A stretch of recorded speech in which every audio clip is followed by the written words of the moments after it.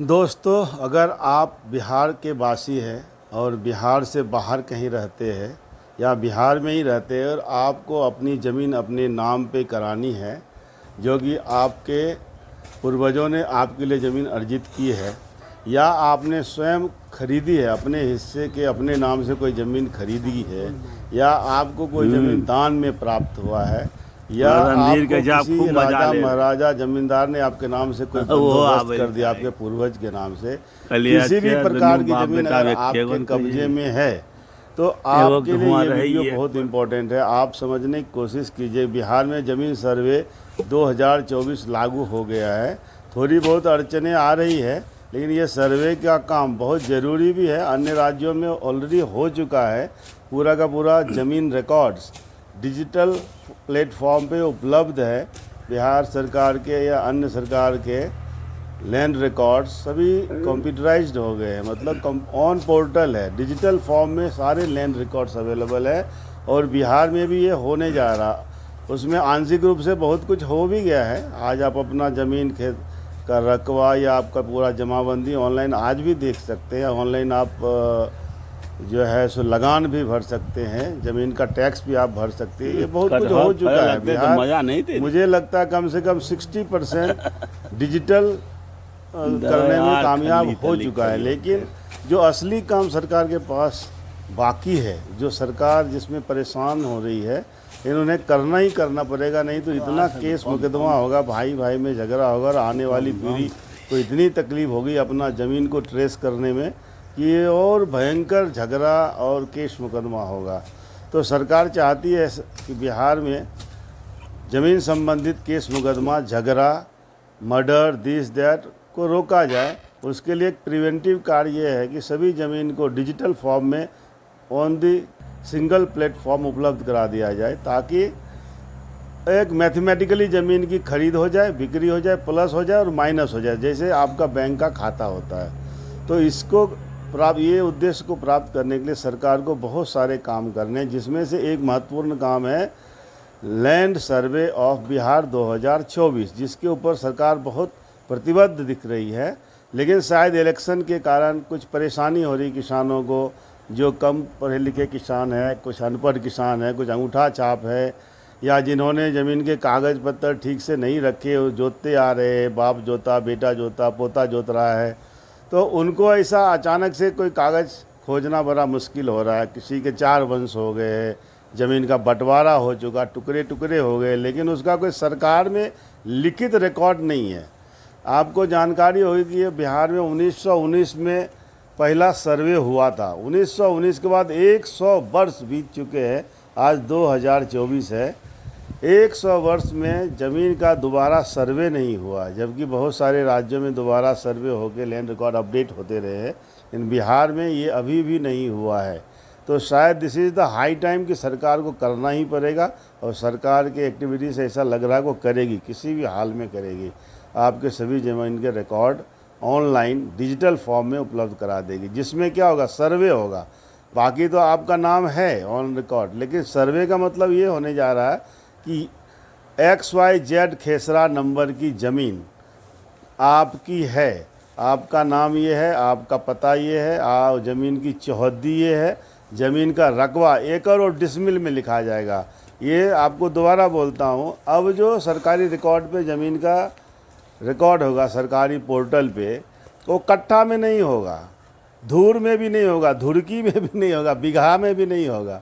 सिर्फ और सिर्फ एक मेजरमेंट जो है एकड़ एवं डिसमिल में लिखा जाएगा। तो एकड़ और डिसमिल में कैसे कन्वर्ट करें कट्ठा को, बीघा को, ये मैंने एक वीडियो बनाया है, अपलोड किया, वो भी आप देख सकते हैं इसी मेरे चैनल पे। तो आपको क्या करना चाहिए, अगर आप दिल्ली में रहते हैं, विदेश में रहते हैं, कहीं भी रहते हैं, तो आप सबसे पहले अपने सभी ज़मीन का कागज़ पत्तर इकट्ठा कीजिए। भाइयों में अगर बंटवारा हुआ, मौखिक हुआ, तो उसको लिखित कर लीजिए। लिखित करके उसको किसी वकील से, किसी जानकार व्यक्ति से सभी ज़मीन का जो है सो डिसमिल एकड़ में कन्वर्ट करके लीजिए, और फिर एक बंटवारा सूट दायर करके अपने नाम पे करा लीजिए। अन्यथा भविष्य में कौन सा ज़मीन आपका है ये पहचानना मुश्किल हो जाएगा, क्योंकि आपको मालूम होगा जो खेसरा नंबर होता है ज़मीन का वो मानचित्र से रिलेटेड होता है, मैप से रिलेटेड होता है। और ये मैप 1919 में बना था, उसके बाद मैप दोबारा बना नहीं है, जबकि उस ज़मीन के 4 टुकड़े 5 टुकड़े ऑलरेडी हो चुके हैं।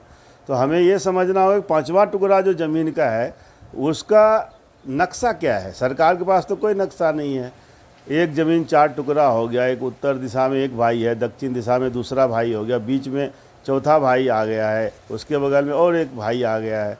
तो वो भाई का ज़मीन तो जोत रहे, लेकिन ज़मीन का रकबा मानचित्र में कहाँ है। एक ही खेसरा अगर 4 टुकड़ा हो गया तब खेसरा 4 हो जाएगा। खेसरा जैसे 370 हो में 4 लोग हो गए तो 370A, 370B, 370C, 370D हो जाएगा। मेरी बात समझने की कोशिश कीजिए। और ये खेसरा यानी कि मानचित्र, नक्शे पे वो ज़मीन सरकारी रिकॉर्ड में आएगा। ये नक्शा बनाने के लिए सरकार आपसे सटीक इन्फॉर्मेशन चाहती है। जितना आपको जानकारी है, जितना आपके पास डॉक्यूमेंट है, उस हिसाब से आप वो जानकारी दीजिए। प्रपत्र 2 भरिए। प्रपत्र मतलब फॉर्म नंबर 2, जिसमें कि ज़मीन का ब्यौरा है, आपका गांव का ब्यौरा है, आपका थाना नंबर है, ज़मीन का खाता खेसरा नंबर है, ज़मीन का चौहद्दी है, चारों दिशा में और किस व्यक्ति का ज़मीन, उसकी पहचान है, ये सब भरिए। फिर उसके स्वघोषणा है, ये ज़मीन आपको कैसे प्राप्त हुआ। आपने खरीदा तो लिखिए खरीदी किया। अगर आपको उत्तराधिकार में मिला, वंश पूर्वजों की ज़मीन है, आपको उत्तराधिकार मिला तो आप उत्तराधिकार लिखिए। और उस पर कोई केस मुकदमा चल रहा है, कोई लिटिगेशन चल रहा है तो आगे लिख दीजिए केस चल रहा है, केस संख्या इतना। अगर फ्री होल्ड है, आपके कब्जे में कोई केस मुकदमा नहीं है तो आगे लिख दीजिए नहीं, कोई केस मुकदमा नहीं चल रहा है। इस तरह से फॉर्म 2 भर के आप बिहार सरकार के पोर्टल पे जाइए और ख़ुद भी अपलोड कर सकते हैं। अगर आपका फॉर्म सही है आप चेक करवा लीजिए कोई जानकार आदमी से, अगर आपको खुद नहीं आता है तो, और उसको अपलोड कर दीजिए। फिर आपका काम ख़त्म हो गया। उसके आगे का काम सरकार करेगी। उस रिकॉर्ड को वेरीफाई करना है, नहीं करना है तो कैसे करना है, वो सब सरकार करेगी।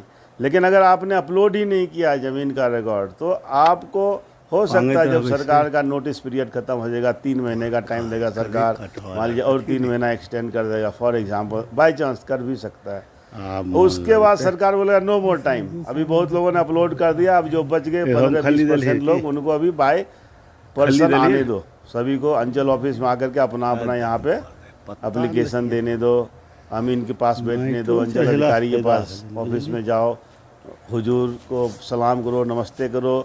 और आपका नाजायज़ खर्च भी हो सकता है, मैं ऑफिशियली कुछ बोलूँगा नहीं, लेकिन आपको मालूम है फिर भ्रष्टाचार वगैरह होगा, आप उस दलदल में फंस जाएंगे और आपका ज़मीन लिटिगेटेड रह जाएगा, उसमें क्वेश्चन मार्क हो जाएगा। आप हो सकता है आपका उम्र कट जाए, लेकिन आपके बच्चों को ज़मीन प्राप्त करने में बहुत दिक्कत होगी, बहुत ही असुविधा होगी। तो भाइयों, मैं आपसे रिक्वेस्ट करता हूँ कि बिहार ज़मीन सर्वे का जो काम है, इसको आप हल्के में मत लीजिए, इसके प्रति आप जागरूक हो जाइए। और फॉर्म 2, फॉर्म 3 भी भरना पड़ेगा। अगर आपको उत्तराधिकार में वंशावली के हिसाब से आपको अगर ज़मीन प्राप्त हुआ, आपके परवावा के नाम से ज़मीन है और आप इसलिए मालिक हुए कि आप उस वंश में पैदा लिए, इसलिए आपको बाय वर्च्यू ऑफ वंशावली आपको ज़मीन प्राप्त हुआ है, तो भी आपको डिक्लेयर करके देना है, वंशावली बनवाना है। और वंशावली आप खुद बनाइए फॉर्म नंबर 3 में, उसको डिक्लेयर कीजिए, उसमें ज़मीन का खाता खेसरा रकबा नंबर सब लिखिए, किसके नाम से ज़मीन है, आप कौन हैं, आप कितने भाई हैं, नीचे वंशावली बनाइए। फिर वो वंशावली आप खुद तो दस्तखत करेंगे तो करेंगे ही, और अपितु उस वंशावली यानी कि फॉर्म नंबर 3 के ऊपर आपके गांव के मुखिया सरपंच का भी दस्तखत चाहिए, तब वो मान्य होगा, ऐसे मान्य नहीं होगा। तो आप मुखिया सरपंच से भी दस्तखत करा के उसको अपलोड कीजिए।